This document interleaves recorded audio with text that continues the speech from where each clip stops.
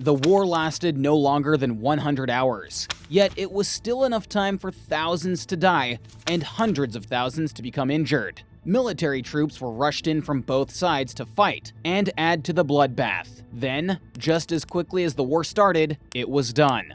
Houses were burned. People were fleeing the country, all from a war that started from a soccer game gone horribly wrong.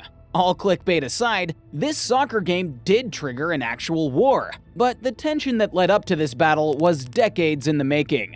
In the early to mid-20th century, it was common in Honduras for peasants to start illegal farms. They would travel to an open field and start a farm on land that they didn't technically own. No authorities came to them, so they were essentially free to do as they wanted. Around the same time, El Salvador had 40% more people than Honduras, despite being 1/6 the size. So many Salvadorian families would migrate to Honduras and start an illegal farm of their own. Many Salvadorian families worked on their farms in Honduras for generations, even though they legally didn't own the land. The problems began when the wealthy Honduras landowners realized that all of the peasants made their abandoned land profitable, and now they wanted it for themselves, and they went to the Honduran dictator to forcibly get their land back. Now, this dictator was afraid of an uprising from the lower class, so he came up with a plan to make both landowners and peasants happy. He would kick out any peasants that the landowners wanted, and if some of those peasants were Honduran, the dictator would also kick out any Salvadorian peasants and give their farmland to the Honduran peasants.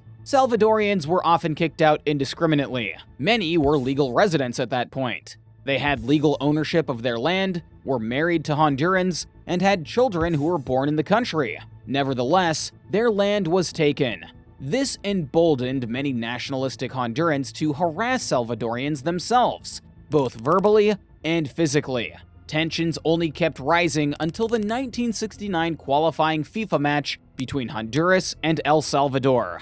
The first game was played in Honduras, where the Honduran team won the first match. This led to a small riot from the fans of El Salvador. The second match was played in El Salvador, where, before the match, a dirty rag was flown instead of the Honduras flag, as a sign of protest against the mistreatment of Salvadorians in Honduras. The El Salvador team won that game.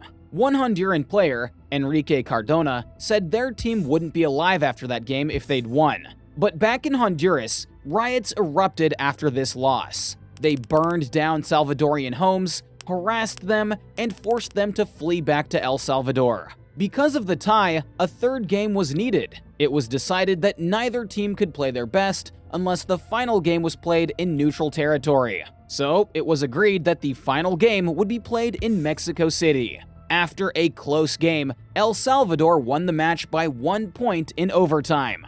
Fans from both sides took to the streets, and all the tensions were released after this game. Riots erupted once more in Honduras, this time much more violent and brutal against Salvadorians. Seeing that the Honduran government was doing nothing to stop the attacks, El Salvador sent a military airstrike to bomb targets on Honduras. When the war was over, hundreds of thousands of Salvadorians returned to their home country. But due to overpopulation, the government did nothing to support them. Nothing was won from this war.